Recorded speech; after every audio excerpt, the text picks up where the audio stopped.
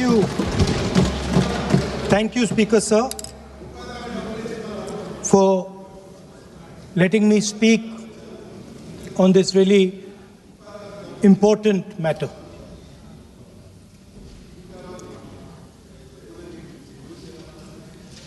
Speaker Sir, have you ever wondered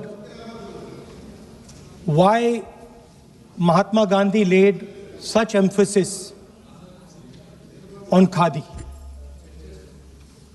Why was it that he framed the entire Indian freedom struggle around the concept of khadi? And why is it that he only wore khadi? Because khadi is not just a cloth. Khadi is the expression of the people of India. It is the imagination, it is the sentiment, it is the productive force of the people of Aaj pehna hu khadi. It is the expression of the people of India. Speaker Sir, whichever state you go to, you will find different fabrics. There's the Himachali cap, Assamese gamcha, Banarsi sari, Kanchipuram sari, Naga jacket, and you will find that all these fabrics represent the people. When the people of Assam give you the gamcha, they're not just giving you a piece of cloth. They're giving you an expression. They're giving you a piece of their history, their tradition, their future, their imagination.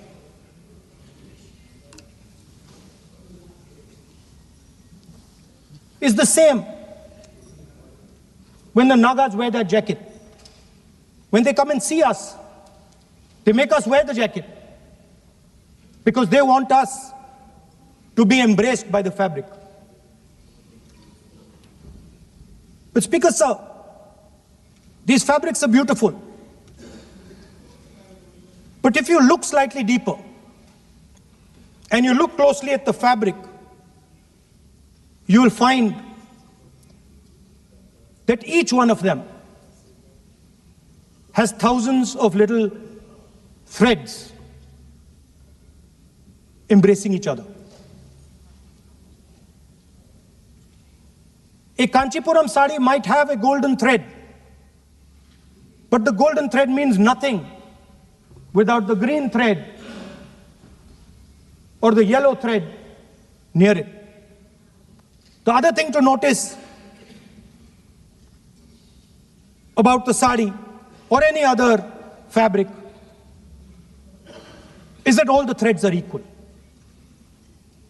No one thread is superior to another thread. They all come together. The threads cannot protect you. The threads cannot keep you warm. But when they come together as a fabric, they can keep you warm, they can protect you, they can express what you have in the heart. Speaker Sir, in the same way, our nation is also a fabric. It's a fabric made up of 1.4 billion people, and the fabric is woven together by the vote. Let me repeat it. It is a fabric of 1.5 billion people, and it is woven together by the vote. Everything that we see, in fact, this house where I'm standing today, the Lok Sabha, Rajya Sabha, Vidhan Sabhas across the country, Panchayats across the country, none of them would exist if the vote did not exist. We talk with great pride about HAL, BHEL, ONGC, Tejas, Chandrayaan. We have a list of things we say. Not one of those would exist without the vote.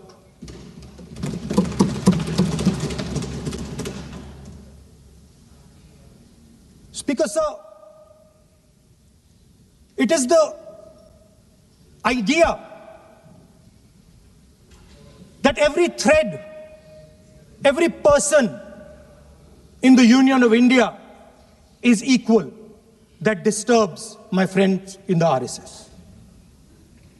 They are happy to see the fabric, but they cannot stand the idea that every single person in the fabric of our country, regardless of what religion they come from, regardless of what community they come from, regardless of what language they speak, should be equal. Because they fundamentally do not believe in equality. They believe in a hierarchy, and they believe that they should be on top of that hierarchy. Speaker, sir, on the 30th of January, 1948, 3 bullets pierced the chest of Mahatma Gandhi. Nathuram Godse assassinated the father of our nation. Today, our friends do not embrace him. Today, our friends have pushed him away. He's an uncomfortable truth. But that's not where the project ended.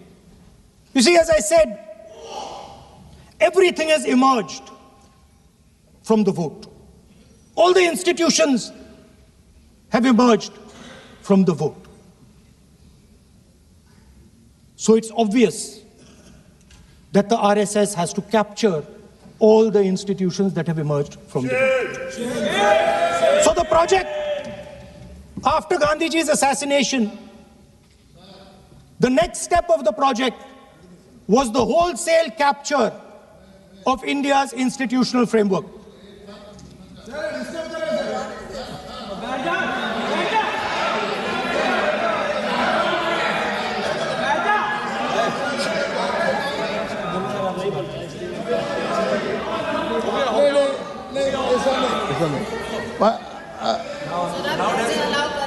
So what is this, sir?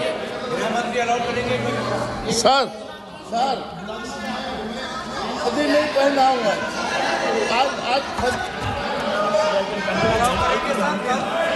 I'm doing, relax. मैं बुलाता हूँ, please बैठिए So, please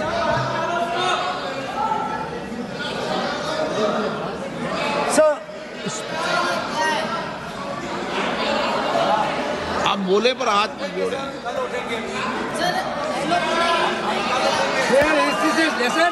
Sir, these are uncomfortable truths, but they have to be spoken.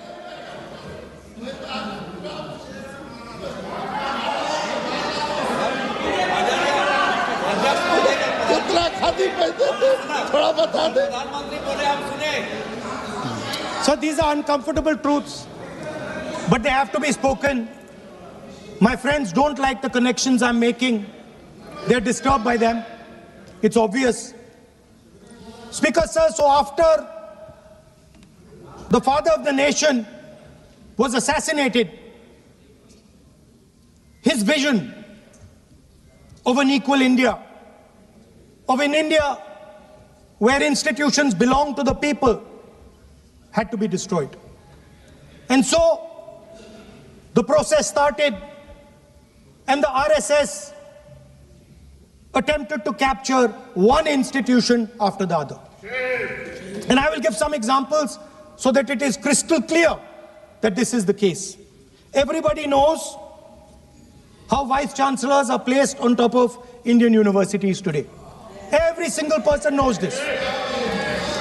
You go to any university, you speak to any youngster in India, he will tell you that it does not matter whether the professor has qualifications. It does not matter whether the professor has a scientific temperament. The only thing that matters is the professor belongs. माननीय सदस्य, एक minute, माननीय सदस्य, चुनाव सुधारों पर चर्चा हो रही है। सर ये मैं उसी पे कर रहा हूँ सर। आप किसी भी संगठन का नाम जो इस हाउस में उसका नाम ले लें। नो एलओपी है तो इसका मतलब ये नहीं है। एलओपी का मतलब नहीं, आप जनरल बात बोलो। आप राष्ट्रपति भाषण में बोलिए जनरल बात। सर हम लोग सुनना चाहते हैं। सर स्पीकर सर, हम लोग सुनेंगे शांति से। हम लोग शांति से सुनना चाहते हैं और ये आप लोग सुनिए ना क्या कहना चाहते हैं। धमकी देंगे आप? हम लोग सुनने के लिए बैठा है। अभी तक नेता प्रतिपक्ष एक शब्द चुनाव सुधार पे अभी तक आया ही नहीं है। संसदीय कार्य मंत्री बोल रहे हैं। मैं स्पीकर का परमिशन से ही बोल रहा हूँ। हम सुनने के लिए बैठे हैं। अरे हम सुनने के लिए बैठे हैं। नेता प्रतिपक्ष चुनाव सुधार के लिए जो सुझाव देंगे सुनने के लिए तो हम बैठे हैं, लेकिन चुनाव सुधार को नहीं बोलते हुए कहा जो इस सदन से कोई वास्ता नहीं, जो संगठन उसका कहानी किसी और का बोलना ये कोई उचित नहीं है। समय बहुमूल्य है, समय का मर्यादा भी है। सबका सब यहाँ सुनने के लिए बैठे हैं और ये समय बहुत कीमती है, इसलिए हर एक पल अच्छा शब्दों का कोई अच्छा ज्ञान दे, सुझाव दे, सुनने के लिए हम लोग बैठे हैं। मेरा एक सीमित अनुरोध है नेता प्रतिपक्ष से, आप विषय पर ही रहिए। हम लोग सब बैठे हैं, गृह मंत्री जी भी सुनने के लिए बैठे हैं, लेकिन आप विषय पर नहीं बोलेंगे तो जो विषय तय किया गया है उसका क्या मतलब है। अगर चुनाव सुधार पर ही नहीं बोलेंगे तो फिर इतना समय सबका क्यों बर्बाद करना चाहते हैं नेता प्रतिपक्ष। Should I leave? Then you speak. Should I leave? You speak then. You speak. What is that? You are parliamentary affairs minister. You are a parliamentary affairs minister. You are disturbing the lobby. How can it be? You are a parliamentary affairs minister. You are disturbing the subject में नहीं आपका lobby. आपका lobby subject में नहीं. ये विषय कर रहे हैं. The discussion. One second. The discussion is about the vote and electoral. The discussion is about the vote. एक मिनट सर मुझे बोलने दीजिए। एक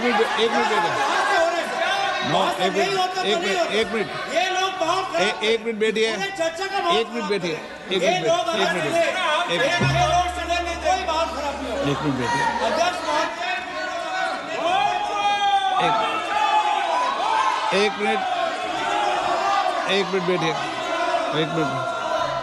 माननीय सदस्य मैं बैठे बैठे अनऑफिशियली बोल रहे हैं, उस विषय बोल रहे हैं। सदन की गरिमा को बनाए रखें, आसन को चुनौती देने का प्रयास मत करिए, ये ठीक नहीं है। Speaker sir, I want to make it very clear. Please. Speaker sir, I want to make it very clear. The discussion is about votes. The discussion is about the stealing of votes. The discussion is about the SIR, and I am framing my discussion about votes. Yes. And what is happening here is patently unfair. I am not being allowed to speak. I am being disturbed, and I put my protest here. I have done absolutely nothing wrong. I am talking about the subject. In order to capture the vote, you have to capture institutions. I am saying that institutions of India are captured, and I will come to the point, which is Election Commission is captured. So, the project of the RSS was to capture the institutional framework of the country, and I said how the education system has been captured. Vice Chancellor after Vice Chancellor after Vice Chancellor is placed not on merit, not on capability, not on scientific temper, but on the fact that he belongs to a particular organization. Second capture, which helps in destroying democracy, the capture of the intelligence agencies. We have the Home Minister sitting here, the capture of the CBI, of the ED, of the Income Tax Department. And the systematic placement of bureaucrats who favor their ideology and attack the opposition and anybody who chooses to oppose the RSS. That is the second institutional capture. And the third there are many more. I can go on. And the third institutional capture. What is this?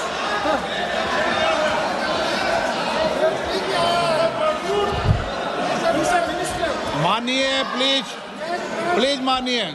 Yes, become sonite.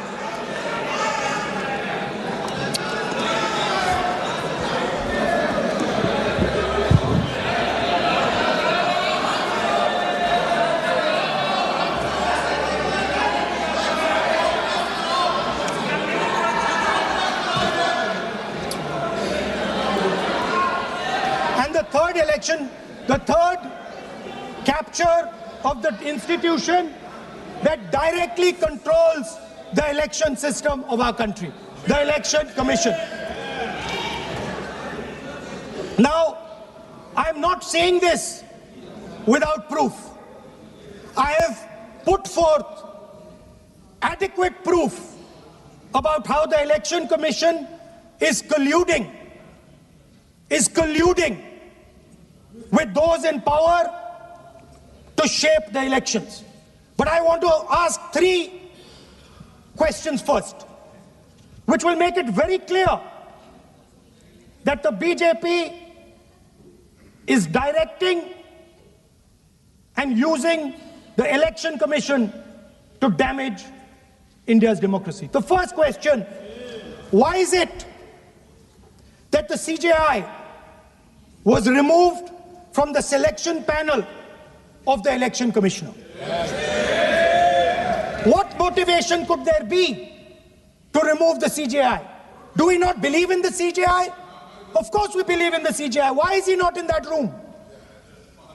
I sit in that room. It is so-called a democratic decision. On one side, Prime Minister Narendra Modi and Mr. Amit Shah. On the other side, the leader of the opposition. I have no voice in that room. What they decide is what happens. So the first question, why is the Prime Minister and Amit Shah so keen on choosing exactly who the Election Commissioner is going to be?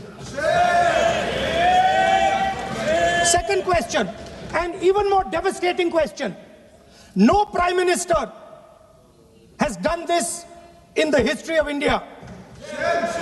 In December 2023, this government changed the law. They changed the law to make sure that no election commissioner could be punished for any action they take while they are election commissioner. Yes. Immunity. Why would the Prime Minister and Home Minister give this gift of immunity to the election commissioner? Why would they need to give this tremendous gift that no Prime Minister has given ever before to the election commissioner? Yes. Mr. Shah is looking into the ceiling. Maybe he will answer this question when he speaks. And finally, why was the law with regards to CCTVs and the data that they contain changed? Why was a law put in place that allows the Election Commission to destroy CCTV footage 45 days after the election? What is the need? The answer given is it is a question of data. It is not a question of data. It is a question of stealing the election. Yes. Now, what is the result of this institutional capture? What is the result of controlling the Chief Election Commissioner and the Election Commission? First of all, we have a set of election campaigns that are tailored for the Prime Minister. 3-month, 4-month, 5-month long campaigns are taking place. so that the Prime Minister's schedule can be fitted in to the program. Second, we have a Brazilian woman who appears 22 times on the voter list of Haryana. Please. No. 22 times this lady appears. एक minute please एक minute. आप नेता प्रतिपक्ष है, मैं इस तरीके से सदन की कार्रवाई नहीं चलने दूंगा। ये सदन है, सदन की गरिमा को बनाए रखें। आप सदन की गरिमा से बोलेंगे तो ठीक नहीं, जैसे सदन नहीं चलेगा। नो, गलत तरीका है आपका, नहीं होगा। आप ले रहिए, आप ले रहिए।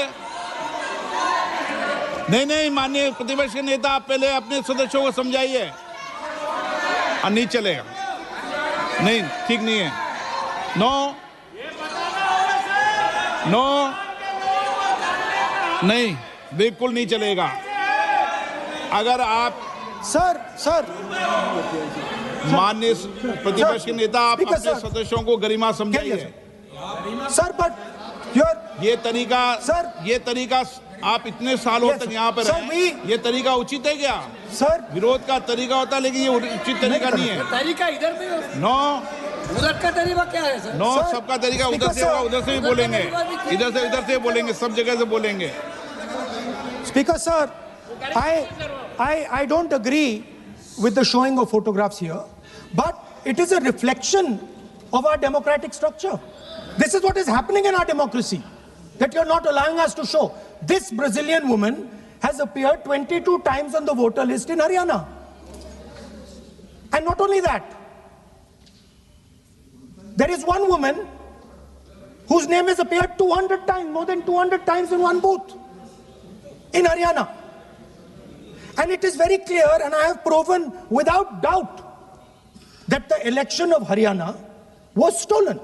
And the theft was ensured by the Election Commission of India. I've said it again and again and again.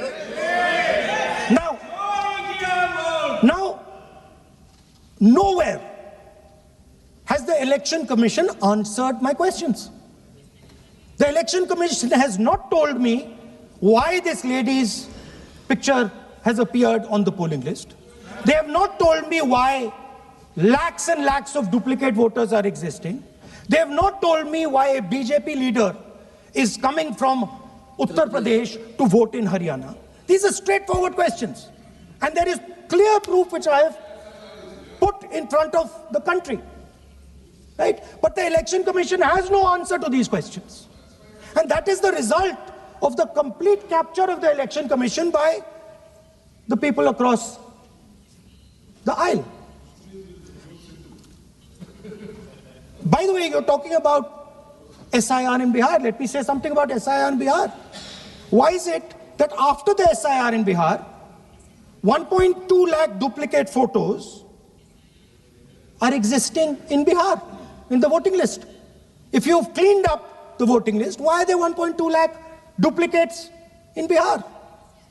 And we've not just proven this about Haryana. We have proven this in Karnataka, we have proven this in Maharashtra, and I'm absolutely certain this is how you're winning elections in Madhya Pradesh, in Uttar Pradesh, in Bihar, across the country. Now, so what I'm putting on the table is, it is very clear that you've captured the institution. I've shown the mechanism of that capture. I'm also showing you how the Election Commission is doing things that are completely out of line. I'm not getting any answers. Right? So now, let us come to how, when we are talking about electoral reform. Electoral reform is very simple. The point is, nobody wants to do it. The government doesn't want to do it. What does electoral reform require? What we've been saying. Number one, give machine-readable voter lists to all political parties 1 month before the election. That's the first step. The second step, is take back the law that allows the destruction of CCTVs, CCTV footage. Very simple, not difficult.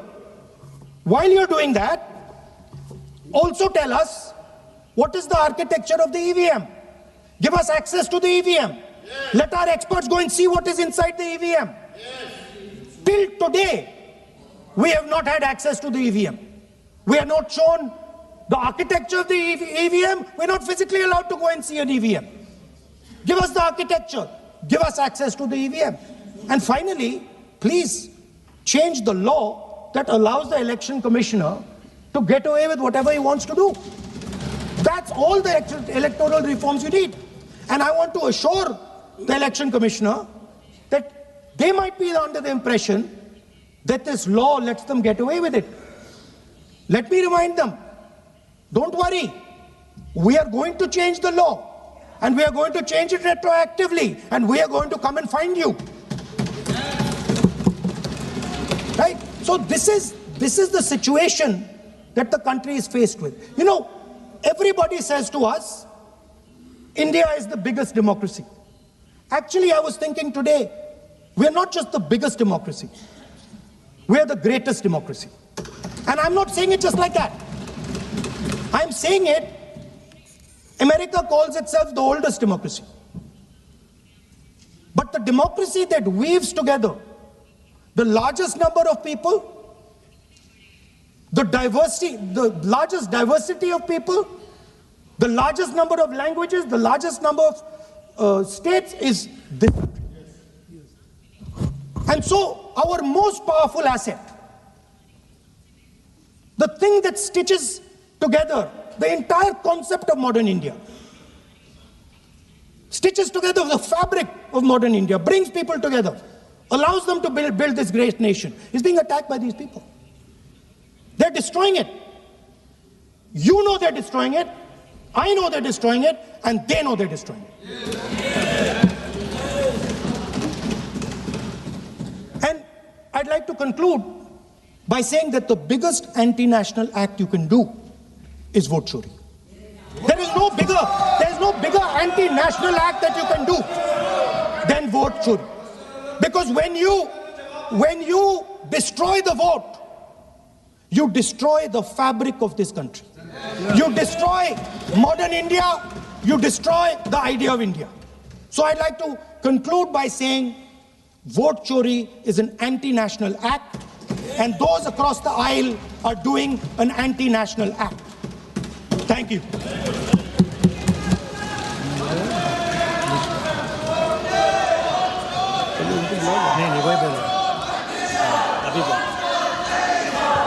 Nishikant Dubey.